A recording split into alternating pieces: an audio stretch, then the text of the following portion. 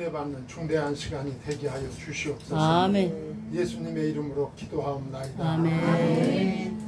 반갑습니다. 네. 네, 잘 지내셨어요? 네. 네. 제가 이제 저도 이제 은퇴하고 이제 평신도 입장에서 이제 주일날이면 매주일마다 설교부터가 없는 날은 그냥 교회 나가. 새벽은 한 번도 안 빠집니다. 아프지 않으면. 네. 그래서 이제 제가 은퇴하고 나서 이제 밑에 앉아서 설교를 듣는 입장이잖아요. 네.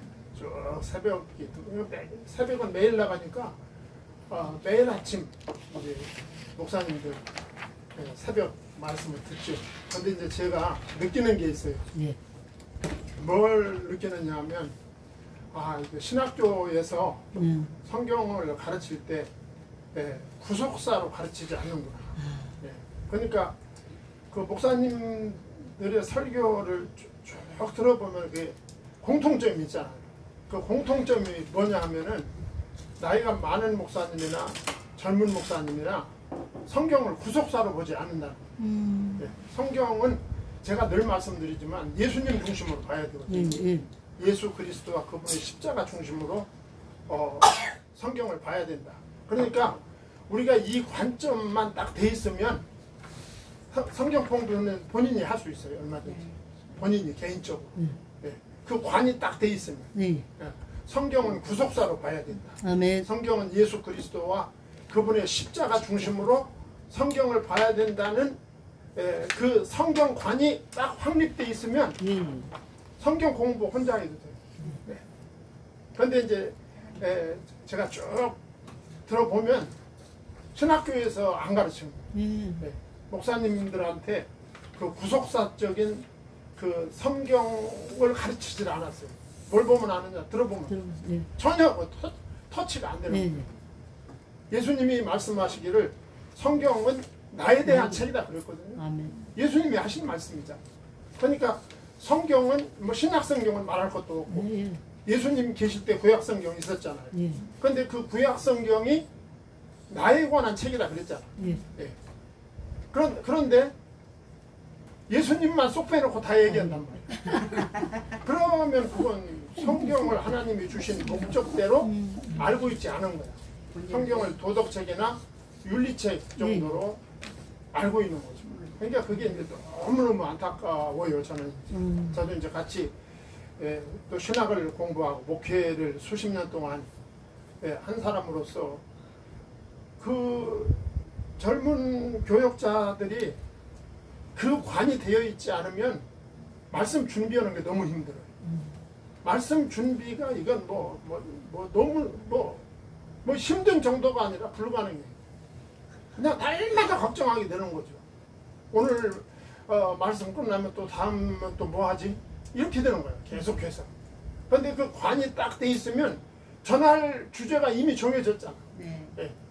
이미 정해졌고 나머지 그 주제를 태워보낼 것만 내가 생각하면 되잖아. 그러니까 아주 쉽죠. 사역 자체가 아주 편하고 쉽도록 돼 있거든요. 그 관이 돼 있으면. 그런데 물어보지도 않는데 가르쳐 줄 수도 없고. 누가 물어봐야지. 물어봅니다. 물어봅니다. 그러니까 내가 볼 때 너무너무 답답한 거야. 그러면 그 새벽에 나가서도 이제 짤막한 말씀 하시잖아요. 목사님. 근데 그 말씀을 이제 저는 이제 계속 나가니까 들어보면은 그 구속사적인 성경관이 전혀 안 돼 있는 내가 그런 호랭이가 밑에 와서 앉았는 줄 모르겠어. 모르지. 내가 그냥 노인네 하나가 새벽마다 나와서 앉아 있으니까 이건 노인네가 나와 있구나 그러는데 그게 참 안타까워요. 그러니까 이제 우리가 이제 지금 창세기를 공부하고 이번 학기에 창세기를 다 마치려고 그래요. 그런데 창세기를 일일이 공부하는 건 본인이 하는 거예요. 그리고 이제 이 선생은 그 관만 심어주는 거예요. 이런 관점으로 성경을 봐라. 그러면 이제 나머지는 이제 본인이 하도록 하는 거죠. 제가 지금도 1년에 몇 번씩 계속하는 중국 강의도 똑같이 이제 그렇게 그 성경 교육을 하고 있어요. 그래서 이제 오늘하고 이제 다음 7월 달은 이제 마지막이죠. 요셉의 생애에 대해서 이제 말씀을 드립니다. 이제 구속사가 이제 아브라함, 이삭, 야곱, 유다로 이어지잖아요. 예, 그런데 이제 헷갈리는 게 성경 공부를 안 하면 헷갈리는 게 창세기에는 아브라함, 이삭, 야곱, 요셉으로 나와 있단 말이에요. 그러니까 우리가 이제 그냥 지리짐작으로 하면 이 구속사가 그 예수 그리스도의 그 계보가 아브라함, 이삭, 야곱, 요셉으로 이어지는구나 그렇게 생각할 수 있단 말이에요. 그러니까 성경을 우리가 이제 대충 보면 이제 큰일 나요. 예, 큰일 나기 때문에 우리가 공부를 해야 되고, 자 그러면은 아브라함, 이삭, 야곱까지는 알겠는데, 아니 근데 왜 갑자기 요셉이 그 메시아 계보에서 요셉이 나타나느냐 그거죠. 나타나도 보통 나타나는 게 아니라 37장에서 50장까지 그냥 그 분량이 제일 많아요. 창세기 중에 요셉에 관한 분량이. 그래서 이제 요 부분을 이제 여러분들하고 같이 이번 2시간에 걸쳐서 여러분들하고 이제 공부를 하게 될 것입니다. 그래서 이제 아브라함, 이삭, 야곱에서 이제 갑자기 이제 요셉이 이제 커다랗게 등장합니다. 역사 속으로. 예. 그러면서 이 요셉에 대한 이제 범죄로부터 시작이 됩니다. 예. 창세기 37장에서 그렇게 되죠. 자, 요셉은 이제 꿈을 꿨다. 요셉이 꿈 꿨어요. 근데 그 막내가 옛날이나 지금이나 막내가 이 형제 간에는 형제 간의 편애가 용납이 안 됩니다. 형제 간에. 그러니까 부모님들이 자녀가 3남매가 있는데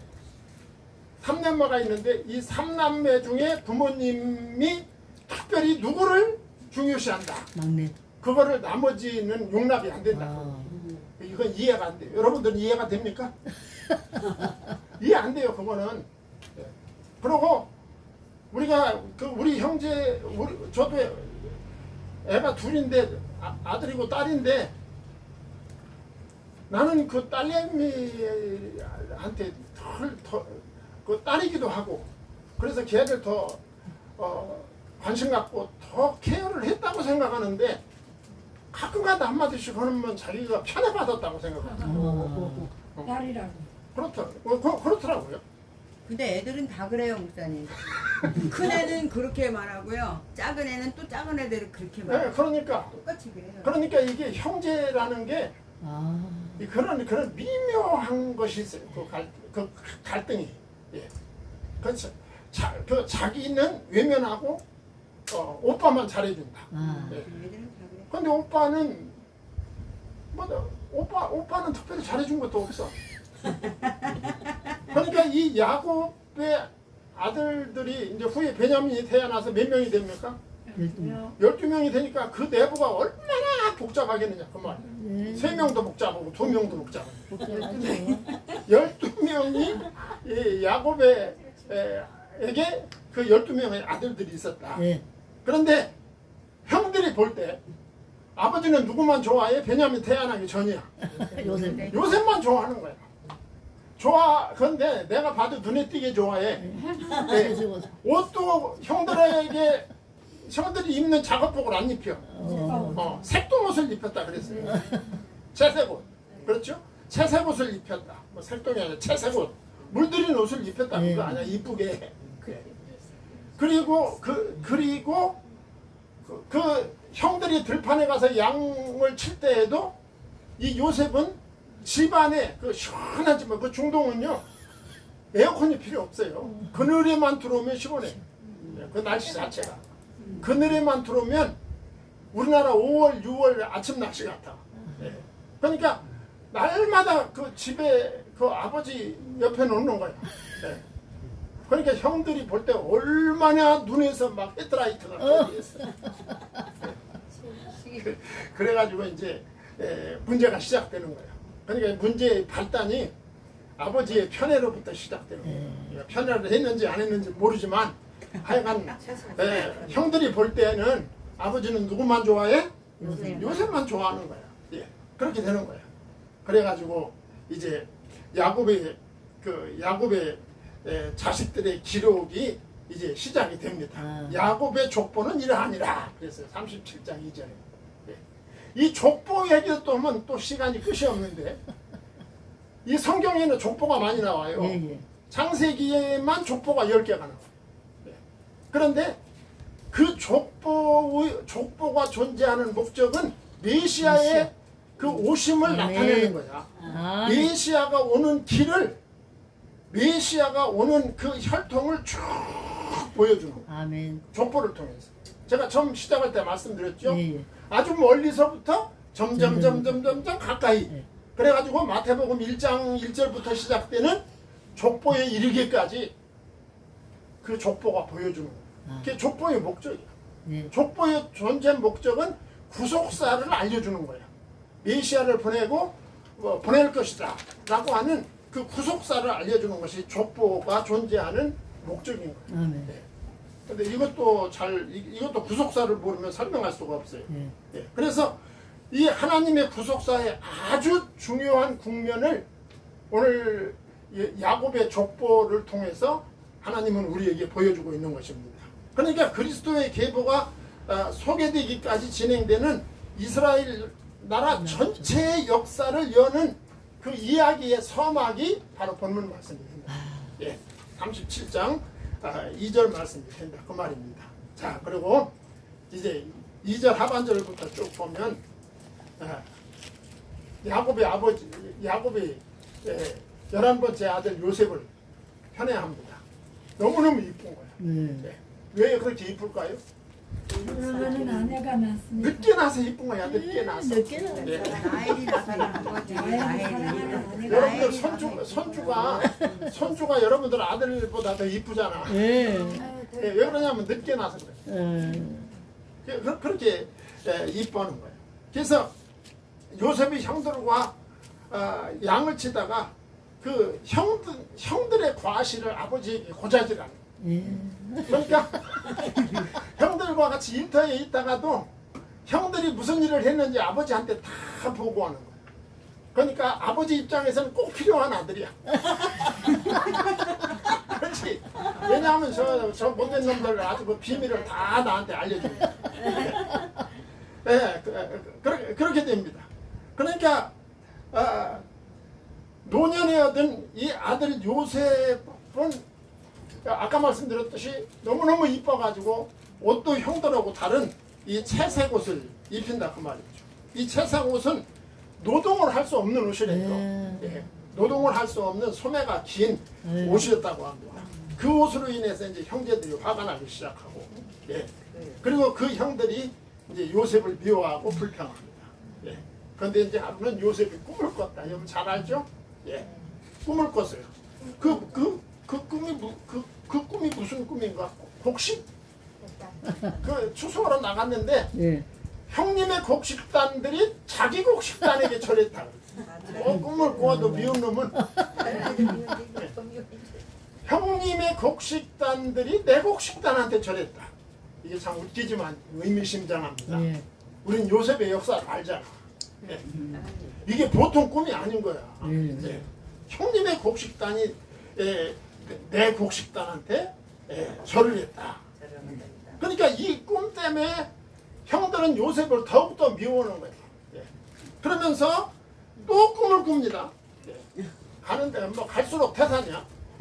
뭐냐면 해와 달과 11별이 자신에게 절하는 꿈을 꿨습니다. 해와 달과 11별. 해와 달이 누구야? 아버지, 어머니. 11별은 형제들이죠. 10명의 형과 앞으로 태어날 베냐민까지 합쳐서 다 나한테 절하는 꿈을 꾼 거예요. 저도 이런 꿈 좀 꿨으면 좋겠어. 늙었어도. 그러니까 이 요셉이 얼마나 신났을 거예요. 그리고 요셉은 이렇게 그 신경을 쓰는 스타일이 아니야. 그냥 그때그때 말해버리는 스타일. 이게 말도 좀 참고 그것도 좀 속에다 꼭 넣어두고 있으면 좋은데 요셉의 성격은 그런 스타일이 아니에요. 형님들한테 본 거 그대로 아버지한테 말씀드려요. 자기가 꿈꾼 거 그대로 속이지 않고 그대로 그냥 다 뱉어버리는 그런 스타일의 사람이 바로 요셉이었다라고 하는 것을 보게 됩니다. 그래가지고 이제 아버지가 형들에게 심부름을 보내죠. 우리 다 아는 스토리야. 형님들에게 그 심부름을 갔습니다. 형님들은 어디 있어요 지금? 들판이에요. 들판하면 이 동네 들판이 아니야. 네. 저 중동은 며칠씩 걸어가야 되는 그 들판이에요. 그 목초지 찾아서 막 수십 킬로 막 이렇게 하는 거야. 그러니까 그 들판에 한 번 나가면 막 몇 개월씩 한 계절을 그 들판에서 양들하고 같이 지내는 거야. 우리들을 문화하고 같이 생각하면 안 돼. 그러니까 그 들판에 나가서 양들과 한 계절을 같이 지내고 계절이 바뀌면 돌아오는 거야. 그러니까 얼마나 엄청난 일입니까? 여기에 요셉을 보냅니다. 아버지가 뭐 전달할 것이 있었던지 하여간 아버지가 요셉을 보내게 되지. 요셉이 이제 가다 보니까 길을 잃은 거야. 길을 잃어가지고 왔다 갔다 하는 거야. 그걸 누가 봐요? 먼 데서? 형들이 보는 거야. 아유, 보니까 아니 왜 사람이 하나 왔다 갔다 하는데 그 사람이 너무 좋아하거나 너무 미워하면 먼 데서 봐도 알아본다니까. 엄마. 알아보이는 거야. 아니 나도 가끔 가다 이제 우리 형수님이 돌아가셨으니까 이제 말해도 돼. 우리 형님하고 저하고 나이 차이가 엄청 많아요. 11살 차이. 그러니까 아버지보다 더 무서웠어. 아버지도 무서운데 아버지보다 더 무서웠다니까. 얼마나 나를 못 살게 그러는 거야. 왜? 버릇 가르친다고 나를 버릇 가르친다. 그래가지고 정날 되면 어머니 아버지 장에 가지. 그러면 나는 그날부터 유격 훈련이 시작돼. 그렇게 못되게 입었어. 그래가지고 이제 아버지 어머니가 장에 가신다고 이제 출발했어. 그러니까 형님이 11살 차이니까 어렸을 때 형은 다 크고 나는 애잖아. 나를 한 손으로 끌고 엄마 어떡해. 화장실로 가는 거야. 아버지 있을 때 내가 형님을 막 꼬집었어. 그랬더니 아버지가 떠나니까 나를 끌고 그 옛날 시골 화장실 있잖아. 변소. 끌고 가더니 내 손을 잡더니 내 손톱을 갖다 땅바닥에다 막 문지르는 거야. 엄마 어떡해. 근데 그때 아버지가 오셨네. 아. 뭐 빼놓고 가신 거야. 엄마 어떡해. 그래가지고 그 광경을 봤어. 그래가지고 난리가 난 거야. 막 아버지가 이놈의 새끼 죽인다고. 막 장작개비 들고 아버지가 막 오니까 형님이 막 도망갔어. 도망가는데 나 막 집어 던지니까 지금도 그게 눈에 선해. 그 형님 등에 장작개비가 막 애들 키많은 장작개비가 막 등짝에 딱 맞아가지고 부러지는 거야. 아이고 형님이 그렇게 무서운 거야. 야곱의 형제들이 요셉을 그렇게 미워한 거야. 우리 형님이 나 미워하듯이. 그러니까 멀리서도 다 알아. 멀리 있는데 너무 미우니까 다 보이는 거지. 그래가지고 형들이 의논이 벌어진 거야. 무슨 의논이 벌어졌느냐 하면 18절에 보니까 요셉을 멀리서 보고 죽이기로 모의했다 그랬어. 여러분 얼마나 미웠으면 그래도 우리 형님은 죽이려고는 안 했어. 죽이기로 모의를 했다 그랬어. 야, 참 대단하죠. 예. 그 고향으로부터 한 100km 떨어진 거리래. 그 어린 게 100km를 걸어왔으면 그것만 해도 얼마나 대단해요. 그 죽일 모의를 한 거야. 예. 그러니까 그들이 그 요셉을 향한 그 형들의 그 미움의 정도가 어느 정도냐? 죽일 정도야. 죽일 정도. 세상에. 그만큼 미웠던 거야. 여러분 누구를 그렇게 이렇게 미워해 본 적 있어요? 없죠. 없지. 이것도 다 하나님의 구속사에 들으니까 이런 일이 생기는 거예요. 예. 그래서 요셉을 죽여가지고 그의 꿈이 어떻게 되는지 한번 보자. 그렇게 말하는 거예요. 그러니까 요셉이 한 말 하나하나가 이 형들의 아주 가슴에 사무쳐 있는 거예요. 요셉을 죽이자. 요셉을 죽여버리고 요셉이 꾸었던 그 곡식단과 해와 달과 11별이 그 절했다는 그 꿈이 어떻게 그 현실 속에서 실현되는지 한번 두고 보자. 참 증오심이 어떻게 되는 거죠. 세상에 믿을 놈 없어.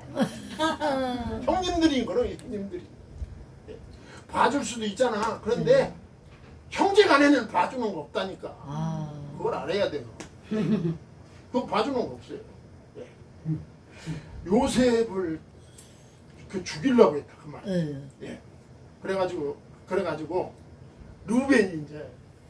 루벤이 큰아들이지. 야, 죽일 것까지 뭐가 있냐. 예.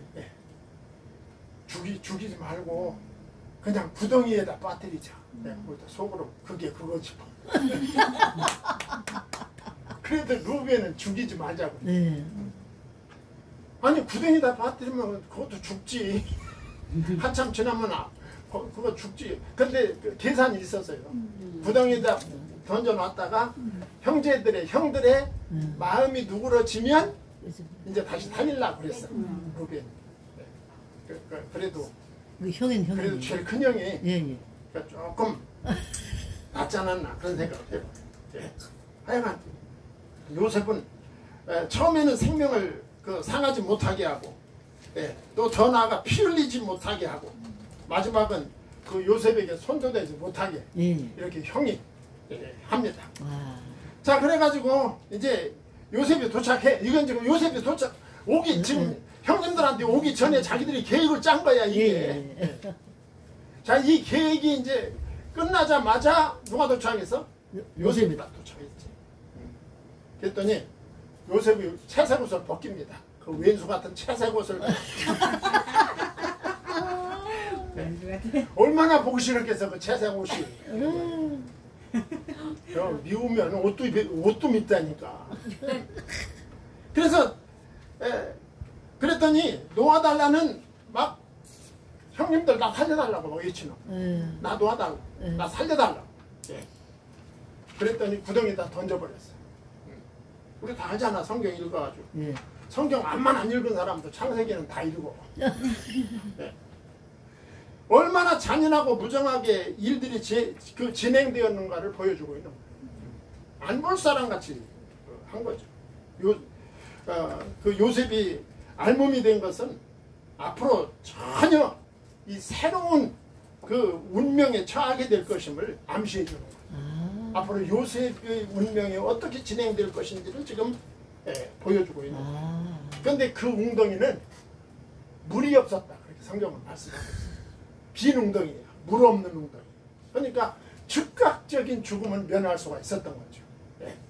이렇게 그 형제들의 증오심에 의해서 일이 굴러가는 것 같지만 이 배후에서 역사하는 분은 누구야? 하나님이신 거예요. 아멘. 그러면서 사건에 반전이 생깁니다. 형들이 음식을 먹다가 이스마엘 족속이 애굽으로 내려가는 것을 발견하게 됩니다. 음식을 먹다가 장사꾼들, 그 대상들이 지나가는 것을 보는 거예요. 그때 유다가 제안을 합니다. 이것도 여러분들 마음에 두셔야 돼요. 유다가 제안을 해요. 유다가 몇째 형이야? 넷째 형 유다가 제안을 합니다. 뭐라고 제안을 하느냐 하면 동생 요셉을 죽이는 것이 우리에게 무엇이 유익한가 이렇게 묻습니다. 그러면서 이스마엘 사람들에게 팔고 죽이지 말자. 차라리 돈 받고 팔고 죽이지는 말자. 이런 제안을 형제들에게 한다. 그 말이죠. 여러분, 사람은 옛날이나 지금이나 뭐에 민감해요? 돈에 민감해요. 이 유다가 보통 사람이 아니에요. 하나님이 움직이시는 거죠. 아멘. 형들이 어떻게 하면 움직일지를 아는 거죠. 아멘. 아멘. 형들이 어떻게 하면 움직이는 걸 아는 거야. 그 지혜를 누가 주셨을까? 하나님. 하나님이 주셨어요. 아멘. 왜 하필 하나님이 주셨을까는 조금 있으면 이제 여러분들이 알게 돼요. 예. 유다가 요셉을 죽이지 말자. 그런 거예요. 돈 받고 애굽에 저 이스마엘 사람들 대상들에게 팔아넘기자. 그 소리를 들었더니 동생도 안 보고. 여러분 팔아넘기면 뭐 생전 볼 일 있습니까? 생전 안 보면 돼. 뭐 안 죽어도. 예. 그러니까 팔아넘기고 돈도 생기고 돈도 생기고 일거 양득이야. 역사가 이렇게 흘러가는 거예요. 예. 그래서 노예로 팔려가는 거예요. 예. 유다의 말대로 요셉은 은 20에 미디안 상인들에게 팔아넘깁니다. 예. 이때 여러분 언뜻 누구 생각이 납니까? 가룟 유다.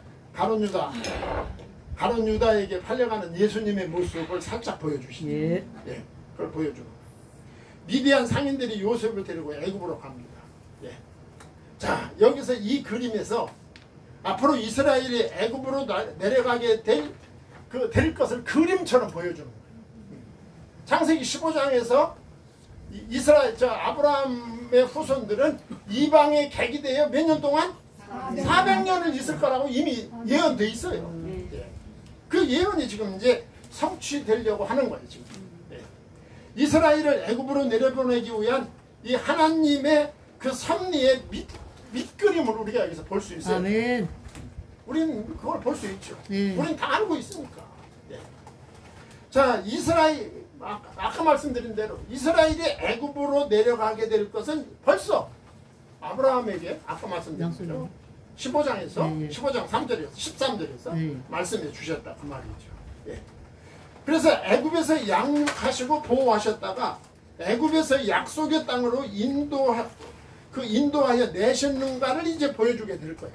예. 그러니까 이스라엘이 애굽에 가서 400년 동안을 살게 될 그 시초를 지금 하나님이 우리들에게 보여주는 거예요. 보여주죠? 예. 예. 요걸 딱 가지고 있어야 이제 앞으로 출애굽기, 레위기, 민수기, 신명기가 다 이제 파노라마 같이 살아나오는 거예요. 네. 예. 요걸 알아요. 그 시초가 지금 시작됩니다. 자, 그래가지고 루벤이 잠깐 어디 갔다 오니까 동생이 없네. 예. 그래가지고 루벤이 돌아와 구덩이에 있는 요셉이 없는 것을 보고 너무너무 슬퍼합니다. 루벤이 옷을 찢어요. 루벤이 아이가 없음을 한탄합니다. 아우들에게로 돌아와서 이르되 아이가 없도다. 나는 어디로 갈까? 그래도 큰형이 말이라도 너무 감사하죠. 요셉 입장에서. 예. 자, 그러고 나서 이제 그러면 지금 요셉이 없어졌잖아. 그러면 아버지한테 뭐라고 하지? 이게 이제 큰 문제가 된 거야. 예. 그래가지고 여러분 사람이 한 번 이상한 짓을 저지르면 그 다음에 계속 해결할 문제가 생기는 거야. 아버지 야곱을 이제 속이려는 계책을 계속 썼다. 31절로 32절. 요셉의 옷을 가져다가 순념소 피에 적셨다. 그러니까 아무도 믿으려 못하니까 누구만 믿어야 돼. 하나님 아버지. 우리 주님만 믿어야 돼. 아멘. 다 이지랄들 하고 있다니까. 아버지 야곱을 속이는 아들들이 막 거기서 회의를 합니다. 아버지를 어떻게 속일까. 그래가지고 결국은 죽었다고 하자. 짐승에 물려.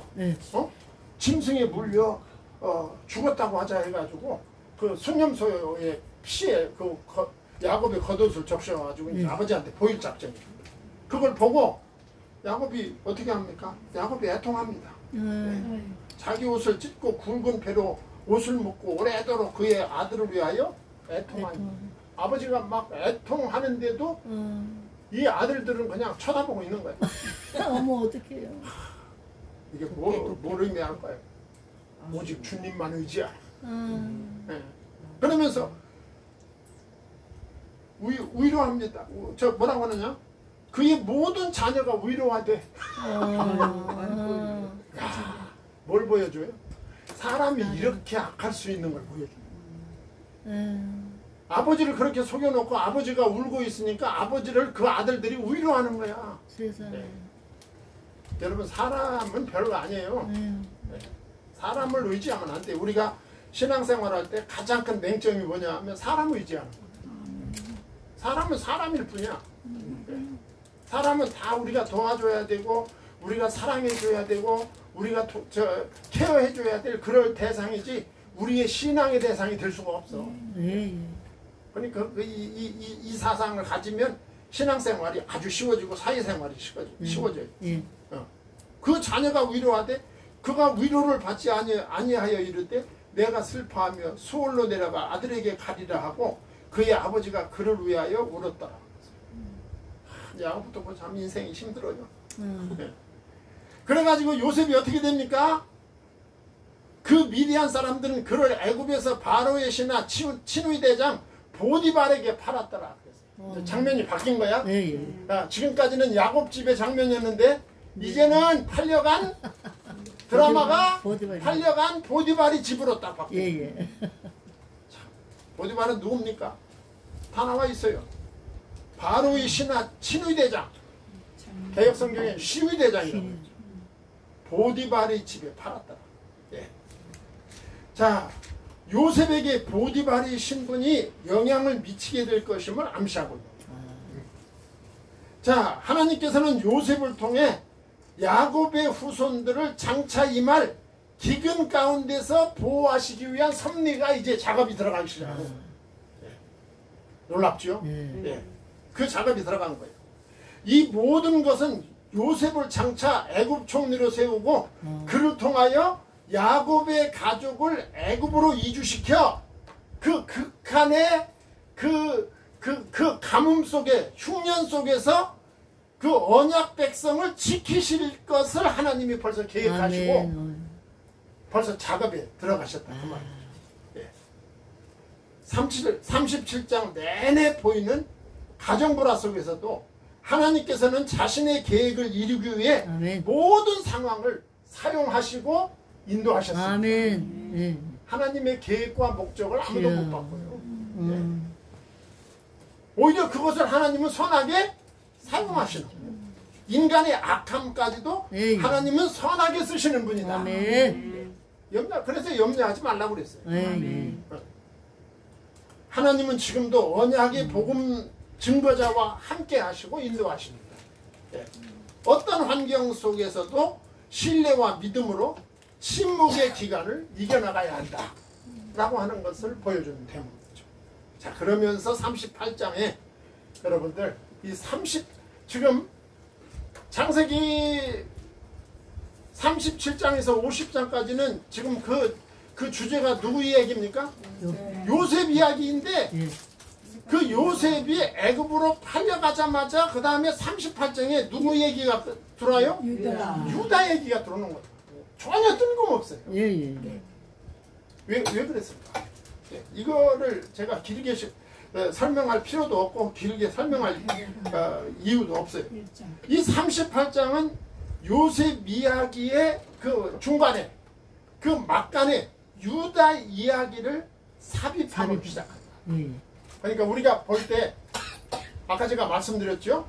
아브라함, 이삭, 야곱에서 순서로 따지면 누구로 내려가야 되는데 유다로 내려가야 되는데 요셉 이야기를 아주 길게 다루고 있다. 그러니까 보통 사람들이 볼 때는 그러면 하나님의 언약이 아브라함, 이삭, 야곱, 요셉으로 이어지나? 이런 오해를 할 가능성이 있지. 저는 이 창세기 38장은 그 오해를 불식시키려는 하나님의 의도라고 생각합니다. 누구 얘기야? 유다 얘기야. 요셉 이야기가 출발하자마자 유다 이야기를 딱 꽂아놓는 거예요. 그래가지고 결국은 하나님의 언약의 계통이 아브라함, 이삭, 야곱, 유다로 이어지게 되는 것을 보여주는 거죠. 그렇다면 요셉은 뭐냐? 요셉은 하나님의 언약의 계보인 이 유다 지파가 있는 이 이스라엘을 그 가뭄, 그 흉년으로부터 보호하기 위해서 하나님이 쓰시는 걸출한 일꾼이다 라고 하는 걸 볼 수가 있어요. 믿기를 바랍니다. 아멘. 그래서 여기 있는 거예요. 그러니까 아브라함, 이삭, 야곱으로 이어져 내려온 메시아 계보가 누구에게 계승될지 주목시키고 있어요. 야곱의 12아들이 이스라엘 족장이 되었다 해도 예수 그리스도의 족보는 그 중에 한 아들을 통해서 계승되기 때문이죠. 38장의 유다 이야기는 자랑스럽지 않죠. 우리가 인간의 도덕과 윤리로 볼 때 38장의 유다 이야기는 숨기고 싶죠. 예. 그렇지만 자랑스럽지 않지만 성경은 있는 그대로 기록하고 있습니다. 아멘. 예. 기록하고 있고 결국은 이 언약의 계보가 유다에게 이어지고 있음을 보여줍니다. 예. 길게 설명할 내용이 별로 없어요. 예. 1절, 2절에 보면 유다가 가나안 여인과 이제 결혼을 합니다. 예. 결혼을 하고 결혼을 해서 어떻게 됩니까? 3절과 5절에 보면 새 아들을 낳았어요. 그런데 이 당시에 유대 사람들의 결혼 제도는 계대 결혼입니다. 계대 결혼은 제일 맞이하고 결혼했는데 자식을 얻지 못하고 맞이가 죽어. 그러면 둘째로. 둘째도 그랬어. 그러면 셋째로. 이게 계대 결혼입니다. 대를 이어서 그 결혼을 한다 해서 계대 결혼. 그런데 유다의 아들이 셋인데 엘과 오난과 셀라 이 셋인데 셋이 다 그렇게 죽었어요. 셋째는 안 죽었죠. 예. 셋째는 안 죽었는데 유다가 하나님은요 우리가 보통 우리가 이 세상에서 내가 착한 일에서 내가 구원받는 것 같지만 믿음으로 구원받는 거야. 아멘. 우리 아무도 착한 사람 없어. 우리끼리 얘기지. 아니 본인은 잘하잖아. 나도 다 잘 알아. 착해서 구원받는다면 나는 구원 못 받아. 안 착해. 유다 언약의 계보를 이어갈 야곱이 네 번째 아들이잖아. 우리가 상식적으로 생각할 때 그런 아들은 뭔가 좀 훌륭해야 되지 않나 그런 생각하지. 뭐가 훌륭해? 인간은 다 거기서 거기야. 인간. 유다가 둘째 아들도 다말이지? 네. 둘째 아들도 그 다말에게 전에 죽었네. 그러니까 우리나라도 옛날 그런 풍속이 있었어. 네. 며느리가 들어와서 아들이 죽으면 누가 잡아먹었다고 그래? 며느리 잡아먹었다. 며느리가 잡아먹었다. 여기도 그런 미신 비슷한 게 있었다니. 예. 그래가지고 이제 그러면서 이제 셋째 셀라가 굉장히 나이가 어려. 결혼할 때가 안 됐어. 그래가지고 아버지 유다가 이 다말한테 뭐라고 그랬어? 너 친정에 가 있어라. 내가 셀라가 크면 너한테 연락해서 계대 결혼을 할 수 있게 하겠다고 친정으로 보냈잖아. 그런데 기다려도 오지 않는 연락이 안 오는 거야. 여러분 성경 읽어서 알잖아. 왜 안 보냈어? 죽을까봐. 죽을까봐 안 보낸 거야. 전현이 사람 잡아먹는. 그래가지고 이 유다가 술을 쓴 거지. 술을 써. 여기서 보여주는 건 인간은 부족한 거야. 인간이 부족함에도 불구하고 하나님은 당신의 일을 하는 거야. 그래가지고 결국은 다말이 세 번째 아들하고 결혼을 못하겠다. 아버지가 안 줘. 아들은 안 주는 거야. 그래가지고 다말이 이제 인간적인 방법을 써가지고 자기 아버지와 관계를 하게 되죠. 유다와. 거기 자세한 얘기는 여러분들 성경 읽어보시면 돼요. 그래가지고 결국은 얼마나 부끄럽습니까 이게. 이 부끄러운 말하기도 부끄러운 이 내용이 성경에 그대로 나와요. 이 부끄러운 내용. 그래가지고 유다는 가나안 여자 그렇고요. 자, 유다가 이 부도덕한 일을 결국은 저질렀죠. 그러니까 유다가 볼 때 우리의 도덕적 관념으로 볼 때 이해할 수 없죠. 아니 하나님의 언약이 있는 유다가 여기 먼 지방에 가가지고 결국은 다른 여자를 본 거 아니야. 얼마나 부끄러운 일입니까? 근데 성경은 있는 그대로 보여주고 있어요. 그래서 다말이 유다로 말미암아 잉태하게 됐다 그랬어요. 그리고 나서 그 19절에 보면 다말이 그 창녀의 면박을 벗고 과부의 옷을 이제 도로 입었습니다. 그러니까 창녀로 가장을 했던 거죠. 왜냐하면 그 계대를 이어가기 위해서. 네. 그래가지고 결국은 어떻게 됩니까? 그 중간 얘기 생략하고 38장 24절로 30절에 보면 유다와 다말 사이에서 두 아들을 낳습니다. 예. 베레스와 세라 이 둘을 낳습니다. 예. 그래서 이것은 그 시부 유다와 이 불륜의 관계를 맺은 다말이 쌍둥이 형제 베레스와 세라를 낳는 장면이고, 이로써 유다와 다말 사이에 이 불륜 사건은 막을 내리게 됩니다. 예. 자, 유다가 그 며느리 다말의 잉태 소식을 들어요. 예. 자기는 전혀 생각지도 못하는, 꿈에도 생각지도 못하는 이런 인간이 별거 아니에요. 인간이 아무것도 아니에요, 진짜.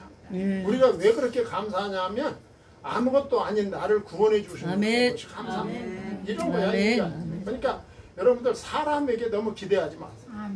우리가 기대할 분은 오직 예수밖에 없어요. 그러면서 유다가 뭐라고 했느냐면 지가 헌짓은 전혀 생각 안 하고 아무도 못 본 줄 알고, 유다 24절 하반절에 보면 유다가 이르되 그를 끌어내어 불사르라 그랬어요. 야, 참 간도 커. 아무도 모르는 줄 알았죠. 예. 그러면 그런데 25절에 유다 앞에 다말이 아주 당당합니다. 네. 그 담보물을 줬잖아. 담보물을 줬는데 다말이 유다에게 그 담보물을 탁 내놓은 거야. 네. 그러니까 하나님은 살아계셔. 네. 이 물건의 임자로 말미암아 내가 잉태하나이다 이렇게 말했어. 참. 할 말 있어 없어? 없어지. 입이 10개여도 할 말이 없죠. 할 말이 없죠. 참 되게 놀랍죠. 할 말이 없어요. 26절에 보면 그 다말에게 셋째 아들 셀라를 주지 않은 잘못을 인정했습니다. 인정했어. 안 줬잖아. 줘야 되는데. 유다가 이후로 다말을 가까이 하지 않았다. 뭐 가까이 할 필요가 없잖아요. 다말이 그 세레스와 세라와 베레스를 출산합니다. 쌍둥이를 출산. 참. 그리고 쌍둥이에게 이름을 지어줍니다. 베레스. 터트리고 먼저 나온 아들. 그 세레스가. 그 다음에 베레스는 근친상간의 그 죄악 중에 출생했지만 오실 메시아의 직계 조상이 됩니다. 베레스가. 누가 이럴 줄 알았어. 예수의 조상이 되는 거야. 그래서 유다로 이렇게 이어지는 거야. 참 놀랍죠. 그러니까 하나님의 주권적 섭리와 은혜가 아니라면 결코 있을 수 없는 일입니다. 또 다른 면에서 영적이고 도덕적인 타락과 실패 후에서 또다시 은혜의 역사를 이끌어 가시는 하나님의 주권적 의지를 보여줍니다. 아멘. 이게 하나님은 이렇게 일하실 수 있는 거예요. 그 죄악 중에 사는 부패한 자라 할지라도 하나님의 은혜를 입으면 아멘. 존귀한 자로 아멘. 하나님의 구속 역사에 기여할 수 있음을 보여주는 겁니다. 아멘. 아멘. 인간이 참 부족하지만 아. 하나님이 쓰시고자 하면 아멘. 쓰임받을 수 있다. 아멘. 그걸 보여주는 거죠. 네. 그러면서 뒤에 나온 홍색실이 있는 아들은 세라라 불렀다. 그랬어요. 30절. 네. 세라는 후일 가나안 정복 전쟁에서 이스라엘 백성에게 큰 괴로움을 가져다 준 이 아간의 조상이 되기도 합니다. 예. 예. 이렇게 되죠. 그러면서 39장에서 이제 41장까지 보면 여기서는 이제 요셉의 비하와 승귀 장면을 보여주고 있는 것입니다. 네. 자, 보디발 집안의 이 총무 요셉 39장입니다. 자, 본문은 애굽으로 끌려간 요셉이 이 바로의 시위대장 보디발이 집에 팔린 이후 주인의 신임을 얻어서 그 집의 가정 총무직을 맡게 되는 장면이 창세기 39장에 나옵니다. 자, 요셉 여호와께서 보디발이 집에서 요셉과 함께 하셨다 그랬어요. 1절로 3절. 요셉과 함께 하신 이유가 있어요. 이스라엘 메시아의 혈통을 지키기 위해서 지금 하나님이 역사하시는 거예요. 메시아의 혈통을 지키기 위해서. 네. 그냥 그 관점으로 보셔야 돼요. 하나님이 왜 이 우여곡절 속에서도 이스라엘을 지키시는가? 누구를 보내야 되기 때문에 메시아를 보내서 그로 말미암아 천하 만민을 복을 받기. 천하 만민을 살리고 그들에게 복을 주시기 위해서 하나님은 역사하시는 거예요. 그리고 하나님은 보세요. 요셉과 함께 하셨다 그랬어요. 아멘. 2절에 39장 2절에 보면 여호와께서 요셉과 함께 하심으로 그랬어요. 하나님이 요셉과 함께 하셨다. 하나님은 항상 요셉과 함께 하셨습니다. 후에 누명을 쓰고 감옥에 있을 때에도 하나님은 요셉과 함께 하십니다. 아멘. 요셉을 떠나지 않으십니다. 예. 참 놀랍죠. 자, 그래서 요셉이 그 자기 집에 들어온 다음에 그 자기 집이 그 하나님이 주시는 축복의 상황으로 바뀌는 것을 누가 봤어요? 보디발이 본 거야, 집주인. 요셉이 들어온 다음에 우리 집이 달라지는 거예요. 하나님이 역사하면 달라집니다. 자, 그래서 보디발은 요셉을 가정 총무로 삼았다. 4절로 6절. 네. 가정 총무로 세우고 모든 소유를 요셉에게 맡겼어요. 오늘날로 말하면 도장을 맡긴 거예요. 네가 판단해서 살림해라. 네. 자, 그런데 6절 하반절에 보면 요셉은 아주 용모가 준수했다. 참, 너무 잘해. 내가 늙고 보니까 젊으면 다 잘생겨 보이더라고요. 젊음이 아름다운 거야. 요셉의 외모는 그 신체적인 균형미를 지녔을 뿐만 아니라 사람들이 보기에도 멋있고 아름다웠던 것이다. 너무너무 아름다웠던 청년이었어요. 여러분 지금 우리가 이렇게 나이 먹어가지고 젊은 청년들 보면 얼마나 저들은 어쩌면 피부가 저렇게 멋있고 이쁘까. 그래서 내 옛날 사진 청년 때 사진 봤더니 나도 그렇더라. 참 그렇지. 근데 그래서 그 요셉이 이제 그 요셉이 그렇게 잘생겼다고 하고 그 다음에 이제 유혹이 나오잖아. 요셉을 유혹하는 보디발의 아내. 그런데 요셉이 그걸 잘 이기지요. 자, 여인이 날마다 요셉에게 청하였으나 요셉이 듣지 아니하여 동침하지 아니할 뿐더러 함께 있지도 아니함이니라. 대단하죠. 요셉은 보통 청년이 아니야. 우리가 성경을 볼 때 요셉은 별로 약점이 드러나질 않아. 약점을 보이질 않아. 요셉을 유혹하는데 끝내 실패한 보디발의 아내가 가만히 있을 리가 없죠. 없지요. 아주 괘씸해. 네. 자, 요셉이 일하러 집에 들어가니 이제 사람들이 없었어요.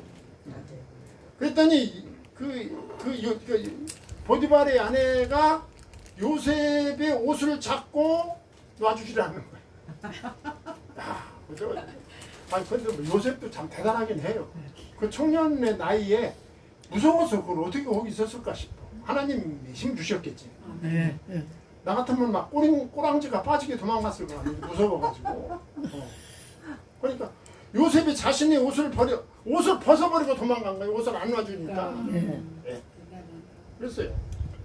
그랬더니 가만히 있을 여자가 아니죠. 아니죠. 네. 요셉을 모함합니다. 예.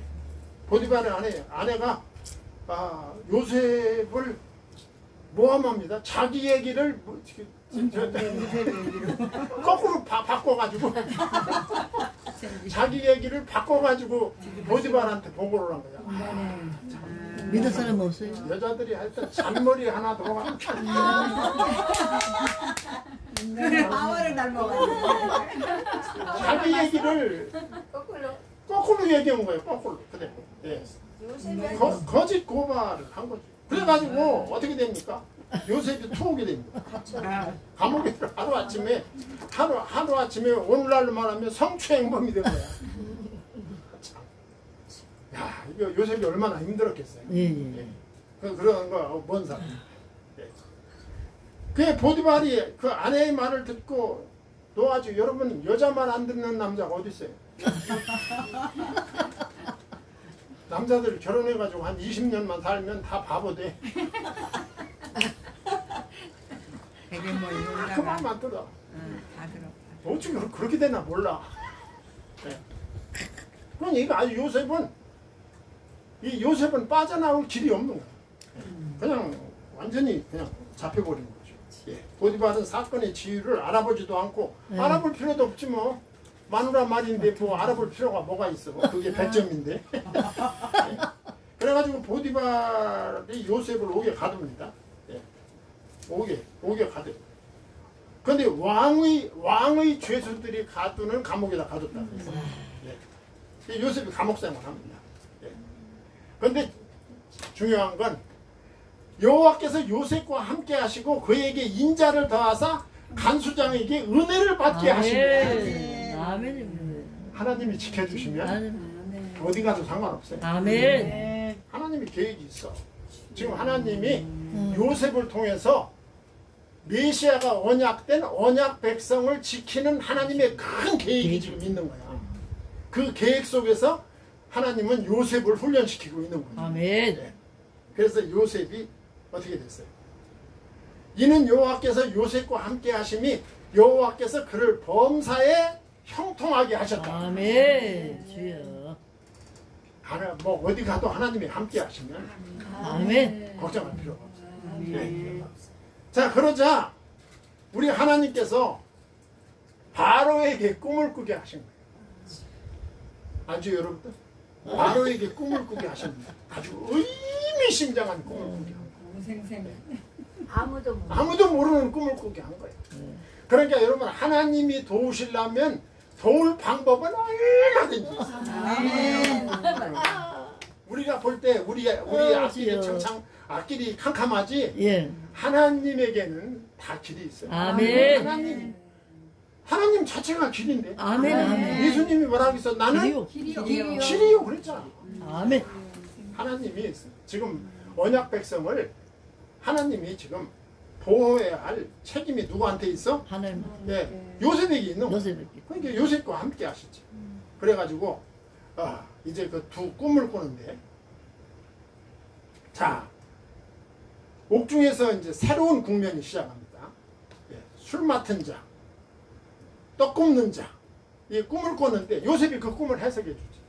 예. 그렇죠? 예. 예. 그런데 그 해석대로 됐어 안 됐어? 됐어요.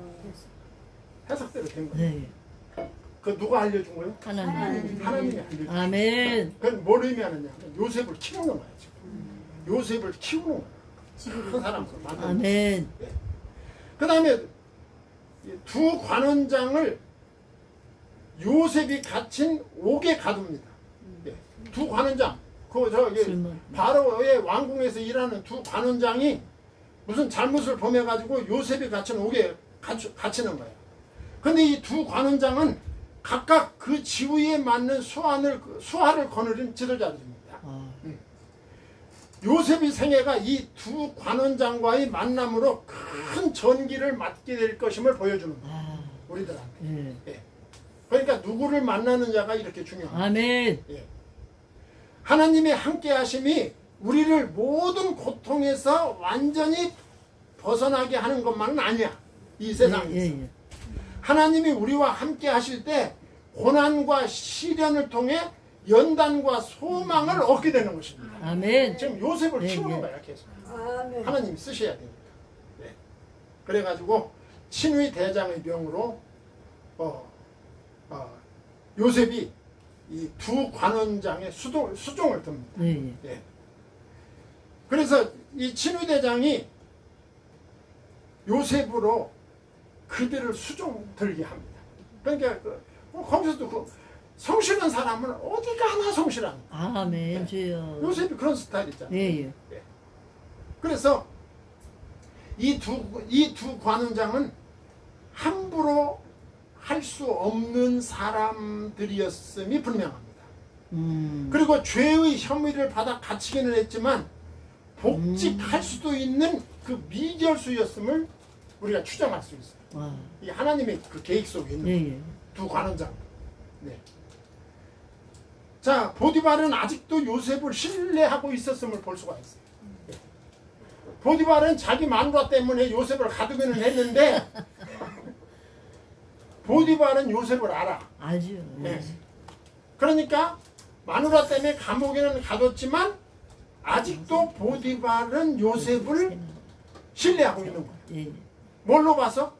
그 요셉 주변에다가 사람들을 넣는 것을 보면 그걸 알 수가 있어요. 예. 거기서 이제 그런 것을 느낄 수가 있죠. 그러니까 여러분 그 보디발도 인생을 많이 산 사람인데 그 마누라가 한 말을 100% 다 믿지는 않았겠죠. 예. 다 믿을 거 믿고 안 믿을 거 안 믿고 다 그랬겠죠. 그러면서 감옥에서 세월이 흘렀어요. 자, 그런데 두 관원장이 서로 다른 꿈을 꿉니다. 네. 서로 다른 꿈을 꿔. 그 두 관원장이 관원장의 그 꿈은 내용이 다른 꿈이었어요. 네. 내용이 다른 꿈. 옥에 갇힌 애구방의 술 맡은 자와 떡 굽는 자 두 사람의 하룻밤의 꿈을 꾸니 각기 다른 내용이었더라. 그랬어요. 네. 자, 아침에 요셉이 들어가 보니 그들에게 근심의 빛이 있는지라. 아주 의미심장한 꿈을 꾼 거야. 자, 그랬더니 요셉이 해석은 하나님께 있으니 꿈 이야기를 나한테 한번 해보시오. 요셉이 얼마나 지혜로운 사람이에요. 해석은 하나님께 있대. 그런데 얘기는 자기한테 해보래. 그러니까 아주 그 여지를 남겨놓고 얘기를 한 거예요. 요셉이 근심하는 까닭을 물었어요. 예. 그랬더니 왜 근심했느냐? 꿈을 해석할 자가 없다. 그게 근심이었던 거예요. 그런데 하나님이 요셉에게 답을 주신 거예요. 예. 8절 하반절에 보면 요셉이 그들에게 이르되 해석은 하나님께 있지 아니하나이까 청하건대 내게 이르소서. 하나님을 먼저 내세우는 거예요. 위에서도 하나님을 먼저 내세우고 밑에서도 하나님을 먼저 내세우고 예. 그 꿈을 해석해 줄 하나님이 나와 함께 하신다는 뜻이야. 예. 그 꿈의 의미는 하나님만 압니다. 그런데 하나님이 나에게 알려주시면 나도 알 수 있습니다. 그 얘기죠. 하나님은 언약 백성을 애굽으로 인도하여 지키고 번성케 하기 위해 오차 없이 지금 일을 진행하시고 네. 그래가지고 요셉이 꿈의 성을 합니다. 40장에 꿈의 성을 해요. 자, 술 맡은 관원장에 대한 해석입니다. 예. 자, 포도나무 꿈. 그 다음에 포도나무 세 가지의 포도송이가 있었어요. 그리고 바로에게 술을 올리는 꿈 11절. 자, 비록 꿈이었지만 관원장의 마음에 흥분과 큰 기대를 불러일으켰던 것입니다. 내가 다시 석방되어 왕한테 술을 올릴 수 있을까? 하는 그런 느낌을 갖게 하는 꿈이었죠. 자, 그랬더니 요셉이 사흘 만에 당신의 전직이 회복될 것입니다. 해석을 했어요. 세 가지는 3일이라 그거예요. 요셉은 망설임이나 흔들림 없이 단도직입적으로 해석을 시작했습니다. 그래가지고 사흘 안에 전직이 회복될 것을 예언하고 있습니다. 자, 관원장에게 복직되면 자신을 구해달라고 부탁까지 했어요. 당신이 나가면 나를 좀 석방시키든지 좀 해주시기 바랍니다. 그리고 또 하나 꿈, 떡 굽는 관원장의 꿈에 대한 해석. 이 해석은 여러분들 다 알다시피 이건 아주 좋지 않은 꿈이었죠. 흰떡 세왕줄에 대한 꿈. 흰떡 세왕줄이는 흰떡 세왕줄이가 내 머리에 있고 새들이 광주리에 떡을 먹어버렸다. 요셉의 해석. 새 광주리는 사흘 안에 나무에 처형될 것이고 새들이 당신의 고기를 뜯어 먹을 것이다. 아주 불길한 꿈을 꾸게 된 거죠. 그래가지고 두 관원장의 꿈 해석과 그 결과는 요셉의 해석대로 그대로 이루어진 거죠. 그리고 41장에 보면 바로왕의 번민이 나옵니다. 본문은 요셉의 생애를 최종 결정짓는 이 바로의 꿈에 대한 기록이 나옵니다. 자, 바로왕의 번민이 뭐냐? 바로가 연이어 두 가지 꿈을 꿉니다. 자, 성경에 꿈이 이렇게 나온다고 해서 여러분들이 저녁마다 꾸는 꿈이 다 의미가 있다고 생각합니다. 자, 첫 번째 꿈은 흉악한 7 암소가 살찐 7 암소를 잡아먹는 꿈을 꿨다 그랬어요. 그 다음에 두 번째 꿈은 세약한 7 이삭이 무성한 7 이삭을 삼키는 꿈을 꿨다. 그런 내용이죠. 자, 잠을 깬 바로가 꿈 해석자를 찾습니다. 아침에 잠을 깬 바로가 크게 번민하죠.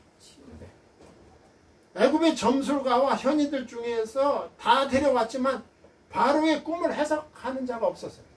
있을 리가 없지요. 이 꿈은 누가 준 겁니까? 하나님이 주신 거예요. 자, 술 맡은 관원장이 꿈 해석자로 요셉을 첨가합니다. 그러니까 하나님의 그 역사가 어떻게 진행되는지를 여기서 볼 수 있어야 돼요. 아멘. 볼 수 있는 요셉을 감옥에 집어넣은 것은 요셉을 큰 인물로 키우는 거야. 지금. 감옥에서 인물로 키우는 사람이 고생하지 않으면 크질 않아요. 그 감옥에서 하는 거야. 그 정치인들 만나잖아, 감옥에서. 술 맡은 관원장, 떡 맡은 관원장은 애굽의 최고 정치인들이야. 그 정치인들과 인맥을 쌓는 거야. 하나님이 그렇게 키우시는 거야. 그래서 이 술 맡은 관원장이 요셉의 일을 잊고 있었음을 깨달은 거예요. 몇 년이 지났죠, 벌써? 잊고 있었죠. 2년 전에 있던 일인데. 그런데 막상 이제 그 2년 동안은 그 훈련 기간이 필요했던 거예요, 하나님이. 요셉을 애굽의 총리로 만들 수 있는 훈련 기간이 그 정도는 필요했다. 하나님이 보신 거죠. 자, 관원장의 과거 옥중담이 10절로 13절이 쭉 나옵니다. 자, 그래가지고 바로왕 앞에 요셉이 섭니다. 41장 14절로 36절. 본문은 요셉이 술 맡은 관원장의 천거에 의해 드디어 석방되어 가지고 바로 앞에 섭니다. 하나님의 역사가 어떻게 움직이는지 알죠? 하나님께서 하나님의 종을 석방하신 거예요. 바로가 꿈 해석자로 요셉을 부릅니다. 요셉은 바로 앞에서 하나님을 증거합니다. 41장 16절에 보면 요셉이 바로에게 대답하여 이르되 내가 아니라 하나님께서 바로에게 편안한 대답을 하시리이다. 하나님이 하실 겁니다. 아멘. 아멘. 하나님이 요셉을 쓰십니다. 요셉의 대답은 하나님께서 나와 함께 하심으로 하나님께서 알게 해주실 것이라는 것입니다. 자신을 내세우지 않았어요. 예. 끝까지. 바로가 꿈에 대해 말했습니다. 흉악한 7암소가 살찐 7암소를 먹는 꿈. 예. 파리한 7이삭이 충실한 7이삭을 삼키는 꿈. 예. 바로가 점장이들에게 말했지만 해석하는 자가 없었다. 이 사실을 요셉에게 그대로 말하고. 예. 하나님께서 자신의 종에게 통찰력을 주십니다. 자, 하나님께서 미래를 계시하십니다. 7마리의 실한 암소들과 충실한 이삭들은 7년 동안에 뭘 가리킨다? 풍년을 가리킨다. 애굽 천지에 7년 동안 풍년이 있을 것입니다. 그렇게 꿈에서 한 거야. 7마리의 파리한 암소들과 7개의 파리한 이삭들은 7년간 기근이 올 것입니다. 그러니까 7년 풍년 후에 7년간 기근이 온다는 꿈입니다. 하나님께서 경고로 바로에게 2가지 꿈을 주신 것입니다. 그렇게 말씀하고 있어요. 자, 이 모든 일은 하나님이 정하신 것이고 속히 이루어질 것입니다. 얼마나 무섭겠어요. 이제 앞으로 닥칠 풍년과 흉년은 우연한 일이 일어나는 것이 우연히 일어나는 것이 아니고 하나님이 일으키시는 것입니다. 아멘. 누구를 위해서? 하나님의 언약 백성을 위해서. 예, 언약 백성. 네. 메시아가 오시기로 언약된 백성을 지키기 위해서 아멘. 하나님이 이루시는 것입니다. 아멘. 그 말이죠. 하나님께서 특별히 준비하신 일이기 때문에 확고하게 시행될 것이다. 아멘. 그걸 보여준 거예요. 역사의 주관자 되신 하나님께서 바로에게 주신 꿈의 실현을 통해 요셉을 이제 총리로 세울 것이고 이렇게 하심으로 천하 만민을 구원하시려는 하나님의 계획을 어김없이 실행할 것입니다. 아멘. 라고 하는 메시지를 담고 있는 거죠. 네. 그래서 하나님께서 분별력과 지혜를 주셔서 결국은 요셉이 애굽에 뭐가 됩니까? 총리가 됩니다. 아멘. 네. 애굽의 총리로 임명이 됩니다. 이렇게 하나님의 역사는 하나님께서 주관하십니다. 아멘. 네. 그리고 하나님의 역사는 메시아 중심으로 움직입니다. 이 하나님의 역사를 믿으시고 아멘. 오늘 또 승리하는 우리 모두가 되기를 축원합니다. 아멘. 기도하겠습니다. 하나님 감사합니다. 하나님께서 우리를 지켜주시고 인도해 주셔서 우리들의 삶이 아버지 하나님께 영광된 삶이 되게 하여 주시옵소서. 아멘. 예수님의 이름으로 기도하옵나이다. 아멘. 하나님께 영광 감사합니다.